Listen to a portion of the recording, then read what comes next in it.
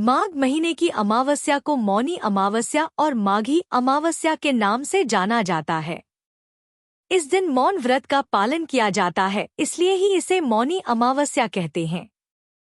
हिंदू धर्म में मौनी अमावस्या का विशेष महत्व माना जाता है। यह मुख्य रूप से माघ माह के कृष्ण पक्ष की अमावस्या को मनाया जाता है। मौनी अमावस्या को लेकर यह मान्यता है कि इस दिन मनु ऋषि का जन्म हुआ था।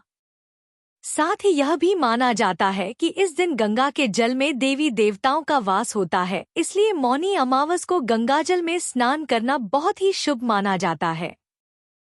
पंचांग के अनुसार मौनी अमावस्या की तिथि की शुरुआत 28 जनवरी को रात 7:35 पर होगी। वहीं इस तिथि का समापन अगले दिन यानी 29 जनवरी को शाम को 6:05 पर होगा। ऐसे में मौनी अमावस्या 29 जनवरी को मनाई जाएगी। इस दिन प्रयागराज महाकुंभ मेले में शाही स्नान होगा। मौनी अमावस्या पर श्रवण नक्षत्र के साथ सिद्धि व व्रज योग भी बन रहे हैं, जिससे इस दिन का महत्व और ज्यादा बढ़ जाता है। ऐसी मान्यता है कि इस दिन पितरों के तर्पण व श्राद्ध करने पितृदोष से मुक्ति मिलती है। साथ ही पितरों का आशीर्वाद प्राप्त होता है। मौनी अमावस्या पर गंगा नदी या किसी पवित्र नदी में स्नान करने से सभी पाप मिटते हैं, मोक्ष की प्राप्ति होती है। इस दिन पितरों की शांति के लिए श्राद्ध, जल तर्पण और पिंडदान के भी कार्य किए जाते हैं। मान्यता है कि इस दिन दान पुण्य के कार्यों के साथ ब्राह्मण और गरीबों को भोजन खिलाने से पितृ प्रसन्न होते हैं। मौनी अमावस्या पर मौन व्रत भी रखा जाता है। ऐसा कहा जाता है कि अमावस्या के दिन पितर अपने वंशजों से मिलने आते हैं। ऐसे में इस दिन श्राद्ध, तर्पण और पिंडदान के कार्यों से परिवार के सदस्यों पर पितरों का आशीर्वाद बना रहता है। मौनी अमावस्या की सबसे बड़ी बात है कि यह माघ कृष्ण चतुर्दशी के अगले दिन आता है। माघ कृष्ण चतुर्दशी को शिवजी का विवाह माता पार्वती से तय हुआ था और अगले दिन मुनियों और देवी देवताओं ने शिव की साधना के लिए उनकी उपासना की थी। भगवान विष्णु ने देवी पार्वती के भाई बनकर उनके विवाह संबंधी कार्यक्रम में भाग लेना स्वीकार किया था। और इन सबसे अलग मौनी अमावस्या की कथा यह भी है कि सागर मंथन के समय जब असुर अमृत कलश लेकर भाग रहे थे, तब इसी दिन अमृत की बूंदें छलक कर प्रयाग सहित कई स्थानों पर गिरा था। इसलिए मौनी अमावस्या पर प्रयाग सहित अन्य तीर्थों में स्नान करके दान पुण्य करने से कई गुना लाभ मिलता है। मौनी अमावस्या की पूजा विधि। मौनी अमावस्या के दिन स्नान के बाद दान करने का विशेष महत्व है। साथ ही यह माना जाता है कि इस दिन गंगाजल में स्नान करने से मोक्ष की प्राप्ति होती है। इस दिन ब्रह्मा मुहूर्त में स्नान करना आवश्यक होता है। यदि आप किसी पवित्र नदी में स्नान के लिए नहीं जा पाए हैं, तो पानी में गंगाजल मिलाकर स्नान करने के बाद सूर्य देव को जल अर्पित करें। इसके बाद अपनी क्षमता के हिसाब से दान करें। मौनी अमावस्या की कथा को लेकर जो प्रचलित कथा है, उसके अनुसार प्राचीन काल में एक ब्राह्मण परिवार कांचीपुरी में रहता था। पति पत्नी दोनों ही धर्मात्मा थे और धर्म पूर्वक अपनी गृहस्थी चलाते थे। इनका नाम देवस्वामी था और इनकी पत्नी का नाम धनवती था। इनके 7 पुत्र और एकमात्र पुत्री थी जिसका नाम गुणवती था।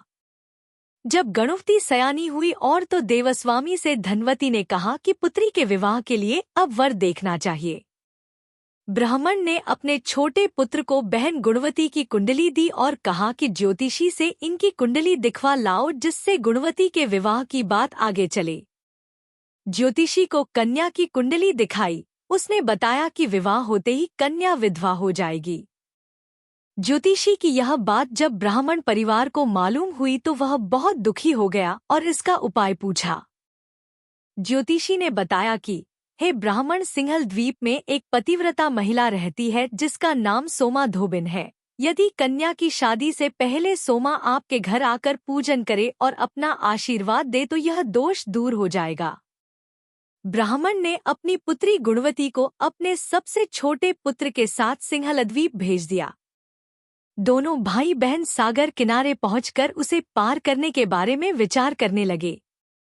जब समुद्र को पार करने का कोई रास्ता नहीं मिला तो दोनों भूखे प्यासे एक पीपल वृक्ष के नीचे आराम करने लगे। पेड़ पर घोंसले में एक गिद्ध का परिवार रहता था। उस समय घोंसले में सिर्फ गिद्ध के बच्चे थे। वे सुबह से भाई बहन की बातों और क्रियाकलापों को देख रहे थे। शाम के समय जब गिद्ध की माता बच्चों के लिए भोजन लेकर घोंसले में आई तो बच्चों ने पेड़ के नीचे लेटे भाई बहन की कहानी माता को बताई। उनकी बातें सुनकर गिद्ध की माता को दोनों भाई बहनों पर दया आई और बच्चों के कहने से उसने कहा कि तुम लोग अब चिंता मत करो, मैं इन्हें सागर पार करवा दूंगी। बच्चों ने माता की बातों को सुनकर खुशी खुशी भोजन ग्रहण किया। गिद्ध की माता बच्चों को भोजन करवाकर दोनों भाई बहनों के पास आई और बोली कि मैंने आपकी समस्याओं को जान लिया है। आप चिंता मत कीजिए, आपकी समस्या का निदान मैं कर दूंगी और आपको सोमा धोबन के पास पहुंचा दूंगी। गिद्ध की बातों को सुनकर दोनों भाई बहनों का मन आनंदित हो गया और उन्होंने वन में मौजूद कंदमूल को खाकर रात काट ली। सुबह होते ही गिद्ध ने दोनों भाई बहनों को समुद्र पार करवा दिया और सिंहलद्वीप में सोमा धोबिन के घर के पास पहुंचा दिया। गुणवती सोमा धोबन के घर के पास छुपकर रहने लगी। हर दिन सुबह होने से पहले गुणवती सोमा का घर लीप दिया करती थी। एक दिन सोमा ने अपनी बहुओं से पूछा कि प्रतिदिन सुबह हमारा घर कौन लीपता है। बहुओं ने प्रशंसा के लोभ से कहा कि हमारे अलावा यह काम और कौन करेगा। लेकिन सोमा को बहुओं की बातों पर भरोसा नहीं हुआ और वह यह जानने के लिए पूरी रात जागती रही कि कौन है जो हर दिन सूर्योदय से पहले घर लीप जाता है।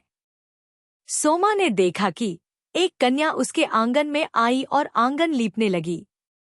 सोमा गुणवती के पास आई और उससे पूछने लगी कि तुम कौन हो और क्यों हर सुबह मेरे आंगन को लीप कर चली जाती हो। गुणवती ने तब अपना सारा हाल सोमा से कह डाला। गुणवती के बातों को सुनकर सोमा ने कहा कि तुम्हारे सुहाग के लिए मैं तुम्हारे साथ चलूंगी। सोमा ने ब्राह्मण के घर आकर पूजा किया, लेकिन विधि का विधान कौन टाल सकता है। गुणवती का विवाह होते ही उसके पति की मृत्यु हो गई। तब सोमा ने अपने सभी पुण्य गुणवती को दान कर दिया। सोमा के पुण्य से गुणवती का पति जीवित हो गया, लेकिन पुण्यों की कमी से सोमा के पति और बेटे की मृत्यु हो गई। लेकिन सोमा ने अपना घर छोड़ने से पहले बहुओं से कह दिया था कि मेरे लौटने से पहले अगर मेरे पति और बेटों को कुछ होता है तो उनके शरीर को संभाल कर रखना। बहुओं ने सास की आज्ञा को मानकर सभी के शरीर को संभाल कर रखा। उधर सोमा ने सिंहलद्वीप लौटते हुए रास्ते में पीपल के वृक्ष की छाया में विष्णु जी की पूजा कर 108 बार पीपल की परिक्रमा की। इसके पुण्य के प्रभाव से सोमा के घर लौटते ही उसके पति और बेटे फिर से जीवित हो गए। इसलिए मौनी अमावस्या के व्रत करने वाले व्रतियों को यह कथा सुनकर पीपल की 108 बार परिक्रमा करनी चाहिए और भगवान विष्णु सहित शिवजी की पूजा भी करनी चाहिए। इस दिन पितरों की कृपा पाने के लिए शाम के समय घर की दक्षिण दिशा में एक चौमुखी दीपक जलाने से भी पितरों की कृपा प्राप्त होगी और परिवार में खुशहाली आएगी। इस प्रकार मौनी अमावस्या की कथा संपूर्ण हुई। पढ़ने और सुनने वालों पर भगवान विष्णु जी की और भगवान शिव जी की कृपा बनी रहे और उनका आशीर्वाद आप सब पर बना रहे। देखने के लिए धन्यवाद।